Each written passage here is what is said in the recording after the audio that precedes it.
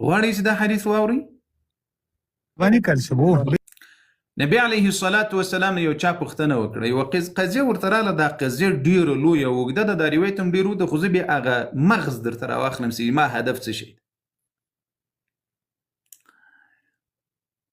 نبی علیه الصلاة والسلام ته یو مسأله راغله چې یا رسول الله که چیرې د چا کري یو کس لاړ سي او د هغه له ښځې سره د بد اخلاقي اراده وکړي، یا د یو چا له ښځې سره پردی سړی د چا له ناموسه سره پردی انسان یو ځای ګیر سول، په داسې حال کې د دغه ښځې او د دې سړي مرګ روا ده که نه ده روا؟ نبي علیه الصلاة والسلام ورته وویل یا رسول ای پلانیه 4 شاهدانو ته ضرورت ته په داسې وخت کې.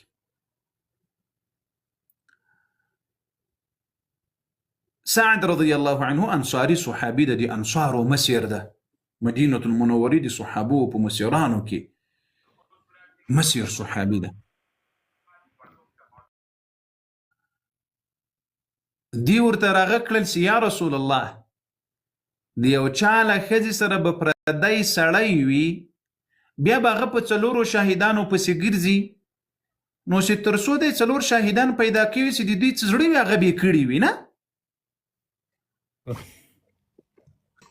یا رسول الله سعد رضی الله ورته وایي وایي په الله قسم چې له ښځې سره مې بل څوک ولیدل، په الله قسم د تورې په هغه تیره خوا به یې څټ جیني وهم سر به جیني پرې کوم. الله اکبر. نبی علیه الصلاة والسلام ورته ویل چې ای سعده په داسې حال کې به 4 شاهدان. نبی علیه الصلاة والسلام خو په حکمت خبرې کولې چې د دې خبرې کې حکمت څه شی ده، په دې کې حکمت څه شی ده، په دې کې حکمت. سعد رضی الله عنه چونکې د انصارو جلیل القدر صحابي ده، په نبی علیه السلام ډېر زیات ګرانم او ډېر زمری انسان ول. صحابه وایي سعد رضی الله عنه له کونډې سره نکاح نه کوله، له پیغلو سره به یې کوله، او چې کومې ښځې ته چې به سعد رضی الله عنه طلاق ورکړل، بل چا د سعد رضی الله عنه له غیرت په خاطر له هغې سره نکاح نه سوی کولی.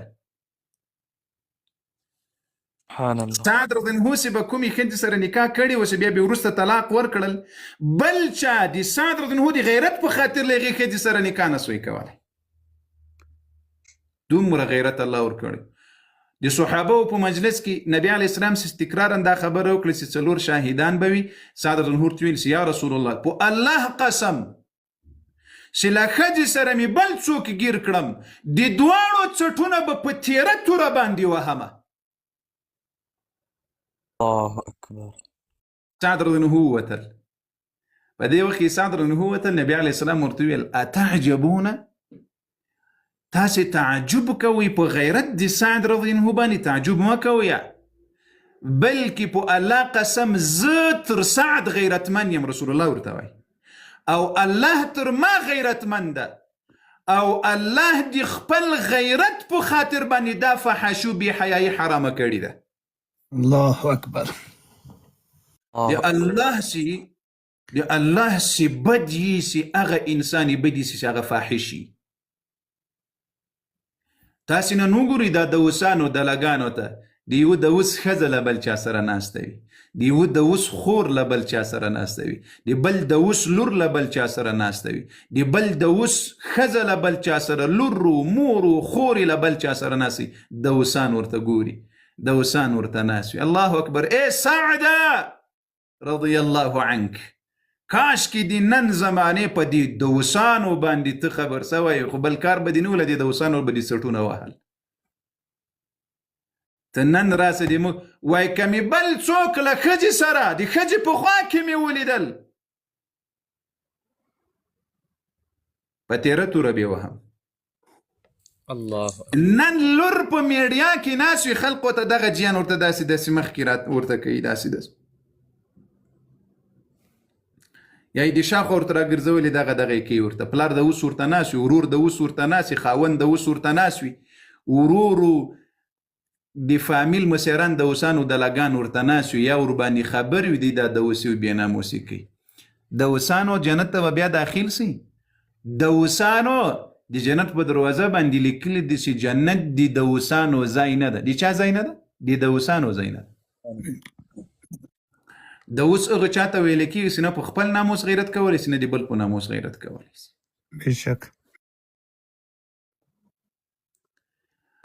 سعد رضی الله عنه ته رسول الله څه وایي صحابه ته؟ اتعجبونه؟ تاسې تعجب دي سعد رضی الله عنه په غیرت باندې کوئ؟ تعجب مه کوئ. سعد غیرتمن انسان ده، بهادر انسان ده، جرأتمن انسان ده، خو د الله پیغمبر تر دم غیرتمن ده.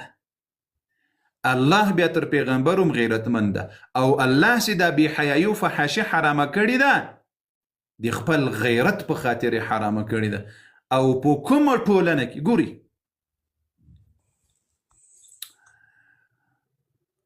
د دې موږ تاسې وطنونه نه دي ورځ ورځ تباه کېږي، د تباهي په شکل روان دي که نه دي روان؟ بالکل قاری صاحب، بالکل. دا د دې بې حیایي په خاطر، د دې فحاشي په خاطر الله جل وعلا په هیڅ ګناه دومره زیات نه خفه کېږي لکه څومره چې په فحاشي او بې حیایي باندې خفه کېږي.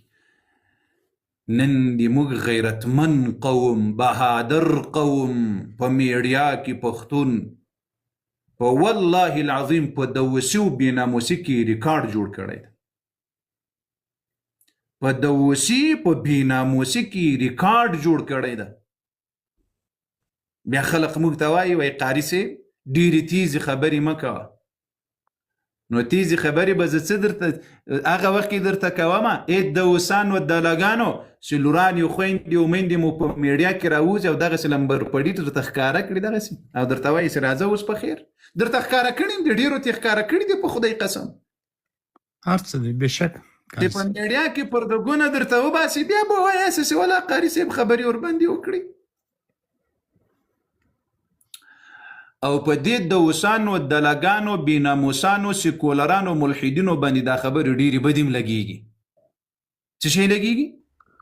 بدې پې لګېږي، ډېرې بدې ورباندې لګېږي.